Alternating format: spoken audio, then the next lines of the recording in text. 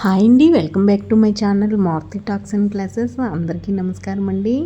అందరూ ఎలా ఉన్నారు? నేనైతే చాలా బాగున్నానండి. ఈరోజు నేను మా అక్క కలిసి మా ఇంటికి దగ్గరలో అంటే ఒక 40 కిలోమీటర్ల దూరంలో ఉన్న సంగమేశ్వర స్వామి టెంపుల్కి వెళ్తున్నామండి. ఈ టెంపుల్ అన్నది చోడవరం మండలం అనకాపల్లి జిల్లా ముద్దుత్తి గ్రామంలో ఉందన్నమాట. చాలా ఫేమస్ అయిన టెంపుల్ సంగమేశ్వర స్వామి టెంపుల్ అనమాట. ఆ రూట్లోనే వెళ్తుంటే ఇలా మేకలు కూడా కనబడ్డాయండి. చాలా రోజులైంది మేకలను చూసి కూడా.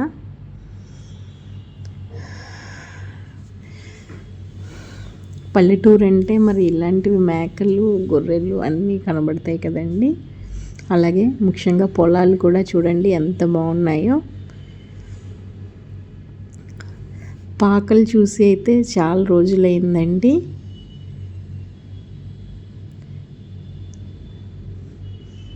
ఈ వెళ్ళే రూట్ అయితే చాలా బాగుంది. ప్రకృతి అందాలు కూడా చాలా బాగున్నాయండి. కొండలు, ఈ పొలాలు, కొబ్బరి చెట్లు, అలాగే మామిడి చెట్లు, తాటి చెట్లు కూడా ఉన్నాయన్నమాట ఈ ముద్దుత్తి గ్రామానికి వెళ్ళే తోవలోనే.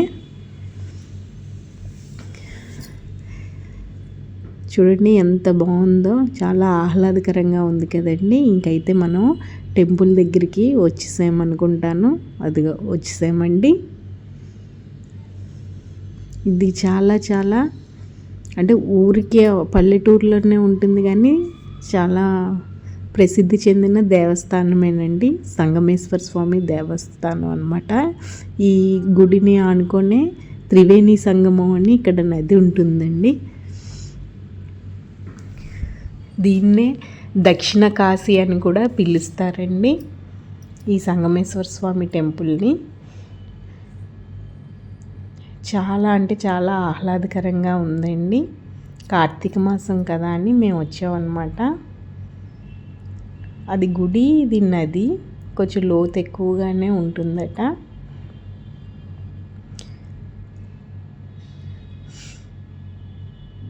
ఇక్కడ ప్రకృతి అంతా చాలా బాగుందండి. అయితే ఇప్పుడు నదిలోకి వెళ్ళి ఒకసారి కాళ్ళు కడిగేసుకొని నెత్తి మీద నీళ్ళు చల్లుకొని దేవుడికి దండం పెట్టుకుందామని వెళ్తున్నాను అనమాట నేను. మా ఇంటి దగ్గర నుంచి అంటే కారులో అయితే ఒక గంట సేపు పడుతుందండి. అదే బస్ రూట్ అంటే అనకాపల్లి నుంచి ఆటోలు, బస్సులు కూడా ఉంటాయి. అనకాపల్లి వస్తాయి, దగ్గరగా ఉంటుంది. వైజాగ్ నుంచి కూడా అంతే. వైజాగ్ నుంచి చోడవరం వెళ్ళే బస్సుకి వెంకన్నపాలెంలో దిగి అక్కడి నుంచి ఆటోలు అందుబాటులో ఉంటాయన్నమాట ఈ సంగమేశ్వర స్వామి టెంపుల్కి వెళ్ళడానికి.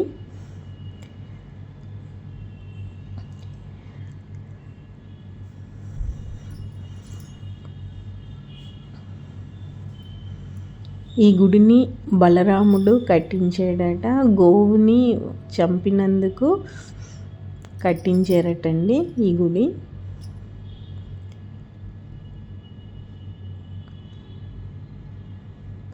వీలైతే ఈ గుడి చరిత్ర, ఈ దేవస్థానం చరిత్ర గురించి పూజారి గారితో చెప్పించడానికి ప్రయత్నిస్తానండి. అయితే మేము కాళ్ళు కడిగేసుకున్నాము.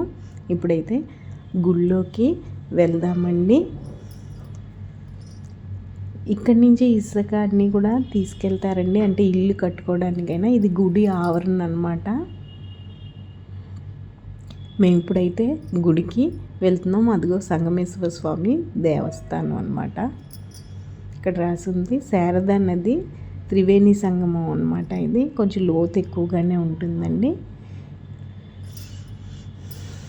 ఇది గుడికి ఎంట్రన్స్లోనే ఈ చెట్టు ఉంది. అలాగే నవగ్రహాలు ఉంటాయి, నాగదేవతలు కూడా ఈ చెట్టు కిందన ఉంటాయి. చూడండి ఎంత పెద్ద చెట్టో.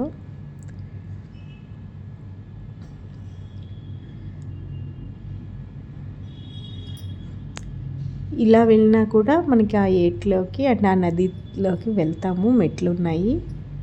ఇప్పుడైతే మనం గుడిలోకి వెళ్తున్నాం. ఇక్కడ భక్తులు కూడా వచ్చారు.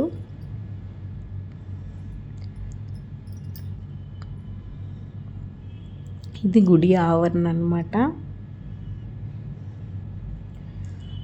గుడిలోంచి చూసిన ఈ నది ఆనుకొనే ఉంటుందండి. చాలా అంటే చాలా బాగుంది. మీరు ఎప్పుడైనా వస్తే మటుకు తప్పకుండా ఈ గుడిని దర్శించుకోండి. నేనైతే ఇప్పుడు శివుడిని దర్శించుకోవడానికి వెళ్తున్నాను. నందీశ్వరుడు ఎంట్రన్స్లోనే వినాయకుడు,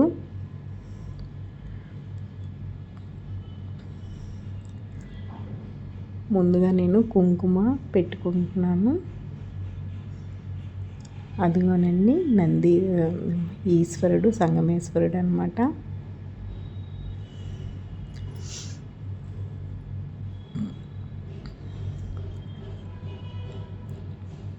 ఇక్కడ దీపాలు కూడా వెలిగిద్దామని అనుకుంటున్నామండి. మంచిది కదా.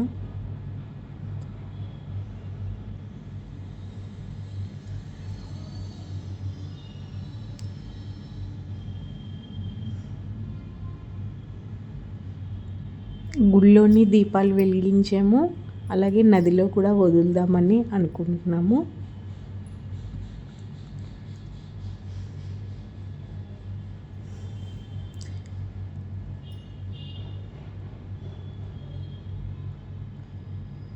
బాగా కూడా చేశారండి. ఇక్కడ పూజారి హారతి అది ఇచ్చారు.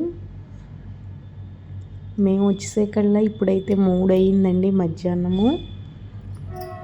కార్తీక మాసం కాబట్టి జనం కూడా కొంచెం పర్వాలేదు, బాగానే ఉన్నారు.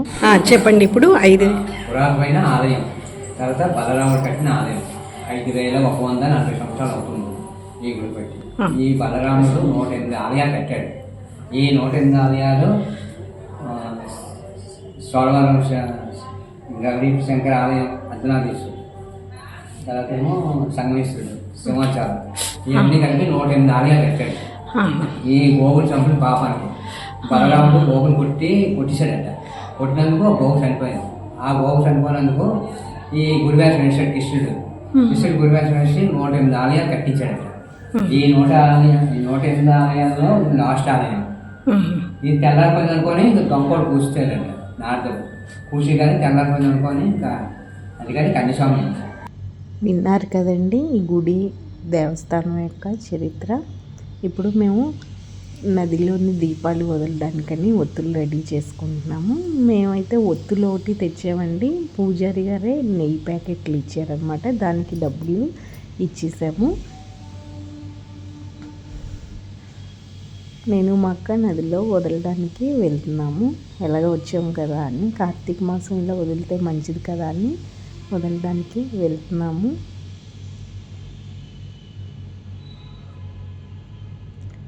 దర్శనము అయితే చాలా బాగా అయ్యిందండి. అసలు ఇంత బాగా అవుతుందని అనుకోలేదు. అంటే ఈ టైంలో పూజారి గారు ఉంటారో ఉండరో, గుడి తెరిచి ఉంటుందో ఉండదో అనుకున్నాము. కానీ అంత బాగుంది. భక్తులు కూడా, జనం కూడా బాగానే ఉన్నారనమాట. ఆ సంగమేశ్వరుణ్ణి కృపా కటాక్షాలు మనందరిపైన ఉండాలని నేను మనస్ఫూర్తిగా కోరుకుంటున్నానండి. అంటే శివుడి కృపా కటాక్షాలు మనందరిపైన ఉండాలని నేను మనస్ఫూర్తిగా కోరుకుంటున్నాను అనమాట. ఈ సంగమేశ్వర టెంపుల్నే దక్షిణ కాశీ అని కూడా అంటారండి. అయిపోయింది, మా దర్శనం అయిపోయింది. దీపాలు కూడా వదిలేసాము. ఈ క్షేత్ర విశిష్టత అనమాట ఇక్కడ రాసి ఉంది.